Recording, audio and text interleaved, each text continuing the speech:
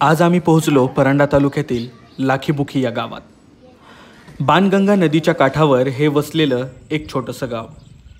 शेती हाच या गावचा मुख्य व्यवसाय. अतिवृष्टी झाली, नदीला पूर आला आणि एका क्षणात होत्याचं नव्हतं झालं. सगळं गाव पाण्याखाली गेलं. काही समजायच्या आत घरात पाणी शिरलेलं. सगळा प्रपंच डोळ्यात देखत वाहून चाललेला. एक घर नाही ज्या घरात किडूक मिडूक तरी शिल्लक राहिलंय. कष्टानं उभा केलेला संसार मोडकळीस आलेला आहे. आता पुराचं पाणी ओसरलंय, पण चिखलाच्या खाणाखुणा अजूनही तशाच दिसत आहेत. लहान मुले एकमेकांच्या मदतीने आपापल्या घरातील चिखल साफ करतायत. उद्याची आस मनात ठेवून जगायचं तर आहेच, पण आता या पुरात वाहून जाता जाता राहिलेलं काही सापडतंय का याचा देखील शोध सुरू आहे. सामानाची जुळवाजुळव केली जाते. खरं तर हे इतकं भयानक दृश्य पाहून तुमच्या अंगावर देखील काटा येईल. एका भूकंपासारखी ही महापुराची परिस्थिती आहे. बघितली ती लाखीबुखी गावातील ही सगळी परिस्थिती आहे.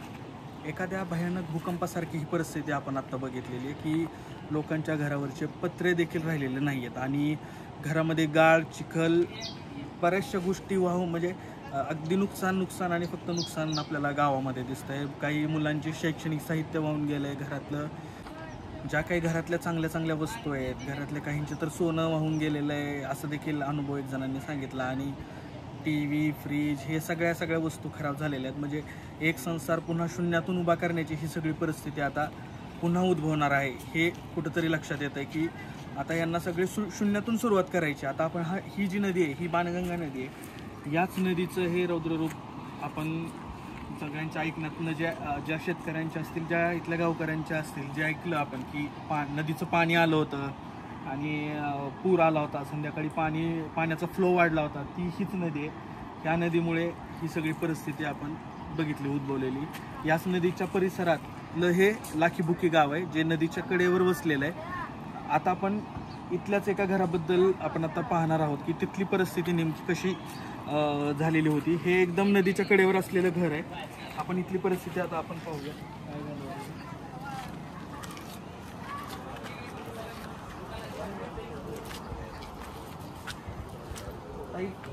तुमचं काय नाव आहे आणि कशी परिस्थिती होती त्या दिवशी? माझं नाव शारदा नेताजी गव्हाणे. अशी बिकट परिस्थिती होती सर. 8ला जे पाऊस चालू झाला तरी 12:30 वाजता पाणी थोडं नदीला पूर आला आणि आला पूर असा आम्हाला थोडं बाहेरचं मटेरियल टाकूस तर असं पाणी आलं की फक्त आमचं सगळं पोलीस पाटील सरपंचांचे फोन आले की जीव वाचवा म्हणून. असा आमचा जीव धोक्याचा होता. आम्ही फक्त जीवाकडे बघितलं. सामान आत फेकाय गेलो, सामान काय आमचं आतमध्ये टाकूस तर पाणी असं प्रेशरनं वाढू लागलं. नवीन घराचं बांधकाम चालू होतं. माझा मुलगा लोकांच्या कष्ट करून काम करतो. आमच्या त्या घरात कोण नोकरदार पण नाही. तरी सगळं त्याचा मटेरियल काही तर डस होता. 2 ब्रास वर 2 ब्रास डस होता. पत्रे 22 फुटी 8 पत्रे होते. 10-12 फुटी पत्रे असे खाली होते. असं लोकांना तर माझं 1-1.5 लाख रुपयाचं मटेरियल होतं सर. त्यातनं काही सुद्धा राहिलं नाही. तुम्ही स्वतः म्हणून बघा. म्हणजे एक संसार पूर्ण वाहून गेलेला आहे. म्हणजे ते दुसऱ्या देखील घराची निर्मिती करत होते. म्हणजे त्यांचं इथं बांधकामाचं साहित्य देखील पडलेलं होतं आणि अचानक आलेल्या पुरात जे आहे त्या घरातलं वाहून गेलेलं आहे आणि नंतर जे दुसऱ्या घराचं बांधकाम होतं त्यातलं देखील सामान ही गेलं सर. बांधकाम सुद्धा माझं पडलं. नवीन घरकुल जे आलं सरकाराकडून ही सुद्धा गेलंय आणि अजूनही आम्हाला काही सगळं बांधकाम पडलेलं आहे. आमचं बांधकाम चालू होतं आणि आम्हाला कुठल्याही सहकाराची अजूनही 1 रुपयाची ही मदत दिलेली नाही या गावात. फक्त आम्हाला येतात हे गोरगरीब तुमच्यासारखे मेळा दयाळ असे यांनी आम्हाला फक्त खायला किटा चालू आहे. बाकीची काही सरकारकडून मदत नाही. आमची एकच विनंती, आमचा संसार वाहून गेलाय. ह्या संसाराकडे बघून आम्हाला असं म्हणणं असतं झालं सर आम्ही वाहून गेलो असतं बरं झालं असतं. इतकं म्हणजे कष्टावर कमी होतं. फार वाईट झालेलं आहे. आम्हाला एकच विनंती सरकारकडून, फक्त आम्हाला लय अपेक्षा नाही. आमचा संसार जे उघड्यावाला आहे एवढा आमचा फक्त जागेवर मांडून द्यावा सरकारने. काय नाही काय मदत. ही परिस्थिती अत्यंत बिकट आहे कारण त्यांनी आता जे शब्द वापरला तो खूप भयानक आहे की या सामानासोबत आम्ही देखील वाहून गेलो असतो तर बरं झालं असतं असं त्या म्हणतात. कारण नाही, माझा एक लहान मुलगा 21 वर्षाचा आणि नवरा पेताड आहे. घरात आम्हाला कुणाचा रुपयाचा आधार नव्हता. 20 फुटी सिमेंट होतं. 50-60 हजार रुपये. माझा मुलगा कुर्डवाडला कामाला इथं पगार कमी म्हणून JCB हातपाय फोडून अक्षरशः काम करतो. त्यातनी माझ्या मुलांनी आम्हाला घरकुल एक आले मनुष्याने उभा राहून आम्हाला एक सहकार दिलता. आमच्या बाथरूमाची दारं, नळ फिटिंगी, खिडक्या, दारं सगळे फुटल्यात. नवीन घरात चौकटी वाहून गेल्यात, दारं वाहून गेल्यात. अख्खा माझा पसारा संसार होता. 3 घरं भरली होती आम्ही कष्टाने कमवलं.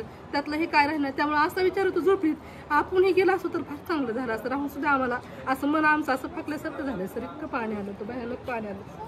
एक बॅलर आमचा 5-5, 10-10 हजाराचा लेकराने बांधकामासाठी आणला तर तसल्या 3 टाक्या सर ती सुद्धा वाहून गेला. घरात पाहुण्यांना रावळ्यांनी पैसा अडका दिलेला तेही आमचा पुरात वाहून गेला. आमचा संसारच सारा आम्ही साऱ्या अंगाच्या कपड्याशी बाहेर निघलो सर. आमच्याकडे काही सुद्धा राहिलं नाही.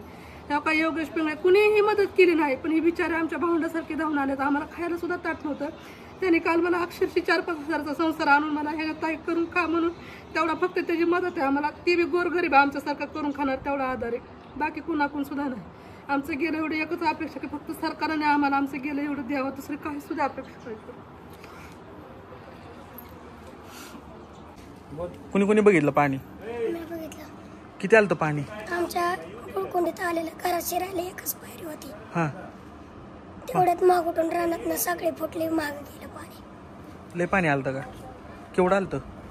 अर्धी शाळा गेलती आमची. अर्धी शाळा? तू कोणत्या शाळेत आहे? हे बघितलं. जिल्हा परिषद लाकी. तुझं काय नाव आहे? राघव आडनाव? पिंगळे. भीती वाटते का नाही आता?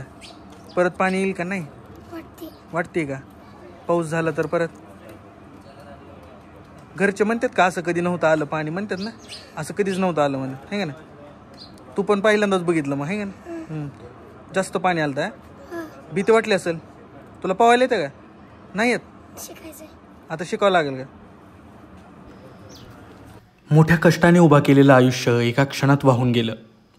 ही गावकऱ्यांच्या मनात रुतून बसलेली वेदना आहे. काहींच्या डोळ्यात अश्रू तर काहींच्या ओठावर एकच वाक्य आहे, पुरासोबत आम्हालाही वाहून नेलं असतं तर बरं झालं असतं. सध्या गावात हतबलता आणि हताशपणा आहे. प्रत्येक घरात चिखल, तुटकी भांडी, फाटलेले कपडे आणि ओसाड पडलेली शेती, हे सर्व काही उद्याच्या काळजीसोबत दाटून आलेलं आहे.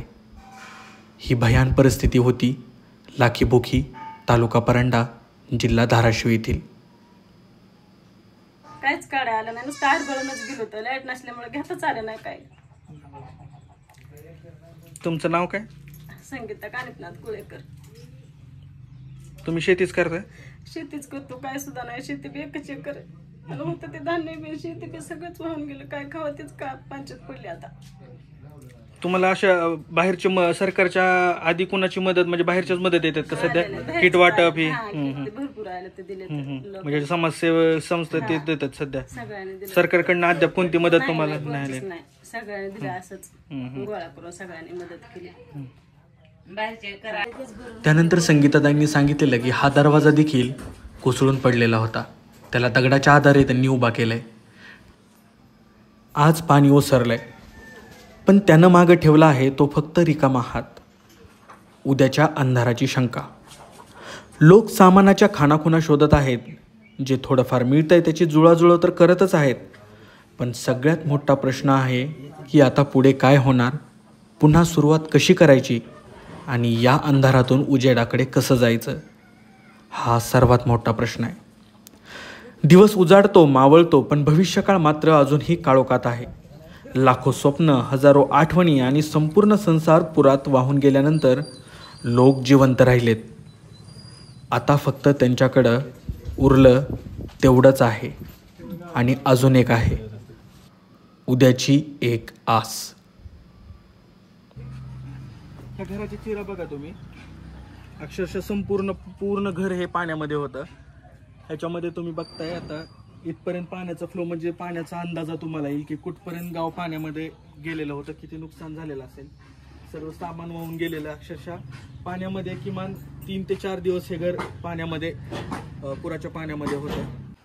तुमचं नाव काय? हा सर अंगण वंजारी नाव आहे. आणि पूर्णपणे पाण्याचा विसर्ग 12-12:30 दरम्यान झाला. रात्रीच्या वेळेस अचानकपणे पाटलाने आम्हाला 1च्या दरम्यान फोन केला, व पाणी भरपूर आलेलं आहे. तोपर्यंत सर घरातनं बाहेर निघोपर्यंत आमच्या घरात अर्ध पाणी घुसलं होतं. आणि तिथून मी आई वडिलांना काही दिसत नव्हतं, काही नव्हतं. मी कसं तरी त्यांना ऍडजस्ट करून एक 5 माणसं कुटुंबात घरात होती आम्ही. तेवढे काढून बाहेर निघोस तर सगळं पूर्ण घर माझं विडून पूर्ण शेजाऱ्याच्या घरापर्यंत पाणी गेलं. असं पाणी आलं होतं असं कधी? हा. पहिल्यांदाच असं बघितलं? पहिल्यांदाच 2 वेळा असं झालं. 2 वेळा पाणी असलं येऊन गेलं आणि पूर्ण पाण्यात घर होती. पूर्ण 2 दिवस पूर्ण घरात पूर्ण पाण्यात आजची सगळं बघायलाच मिळते तुम्हाला, समक्षातच आहे ना सगळं. पुण्यात माणसं फक्त बसवली कशी हे कोंबड्या वगैरे सगळं ते गेलं, ते सगळं पूर्ण गेलं. तिथे काय राहिलं नव्हतं. तुमचं काय नाव आहे? माझं कमल भगवान माझं. तुमचं किती आहे वय आता? किती असतं? 65 वर्ष आहे. 65 वर्ष आहे का? बरोबर. कधी असं बघितलं नाही ना नाही. पूर्ण? हा. कधीच नाही बघितलं. तुम्हाला किती शेत? काय नाही शेती वगैरे काय नाही, काही सुद्धा नाही. आपलं हातावर करून खाणार एवढं फक्त घरकुल दिलेलं आहे सर, एवढंच आहे. बाकी काय सगळं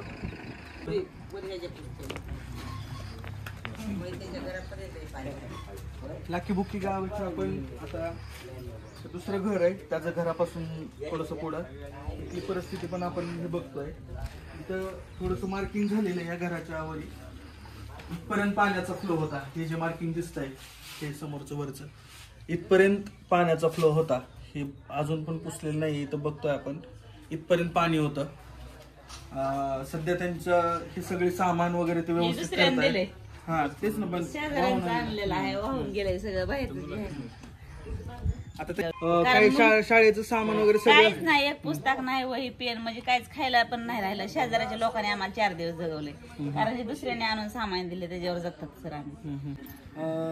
जी कोळेकर कुटुंबाचं आता आपण जी जाणून घेतलं, त्यांची मुलगी 10वीला आहे. दीदी, तुझं सगळं साहित्य वाहून गेलं ना? सर म्हणजे आम्ही 10वीला शिकत आहे. माझं म्हणजे जेवढं सामान आहे का अभ्यासाचं ते काही सुद्धा राहिलं नाही. आता शाळेची फी सांगितली, ती फी भरण्याची सेत आमच्यात ताकद नाही. माझे आईबाप शेतकरीच आहेत. इतकं पाणी आलं, मी आयुष्यात कधी सुद्धा इतकं पाणी सुद्धा बघितलं नव्हतं. त्यांनी माझी फी भरायची का आम्ही आमचं जगायचं, दुसऱ्याने आणून दिलं तेच खातो आम्ही, दुसरं काही सुद्धा करत नाही. ते खायचं का जगायचं एवढंच माहिती नाही. आता शाळेत जायची सेत परिस्थिती राहिली नाही. शाळेत कशाने जावा? सरने आम्हाला एक वही, एक पेन, पुस्तक, दप्तर दिलेलं आहे. त्याच्यात काय आमची 10वी भागणार आहे का? काही सुद्धा नाही. माझ्या सरकारला एवढीच विनंती, त्यांनी आमच्यासाठी मदत वगैरे करावं, त्यांनी आमच्यासाठी काहीतरी द्यावं की आम्ही जेणेकरून शिकतो, मोठं होतो ना, आम्ही आमच्या आईबापाला काहीतरी कमवून दाखवतो. एवढीच इच्छा आहे, दुसरी काही सुद्धा नाही बघा सर. आता 10वी नंतर तुला काय व्हायचंय दीदी? IPS व्हायचंय. तुला IPS व्हायचंय? अच्छा. तुला आता तू फॉर्म भरला का 10वीचा? आता नाही सर, भराय दिलाय फॉर्म, तर पैसे काही सुद्धा नाही, त्याच्यामुळे भरू शकत नाही. तुझं काय नाव आहे म्हणले पूर्ण? माझं नाव आरती तानाजी कोळकर आहे. शाळा कोणती? अंतरगाव हायस्कूल, अंतरगाव. आरतीने आता सांगितलं की तिला शिकून IPS ऑफिसर व्हायचं आहे, पण तिच्या सगळ्या स्वप्नाची राखरांगोळी झालेली दिसते. पुराच्या पाण्यात तिचं शैक्षणिक साहित्य वाहून गेलंय. शाळेची फी भरायला देखील पैसे उरलेले नाही आहेत.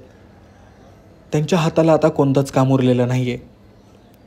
शिक्षणाचा देखील खर्च कसा उचलायचा हा देखील त्यांच्यासमोर मोठा प्रश्न उभा राहिला आहे.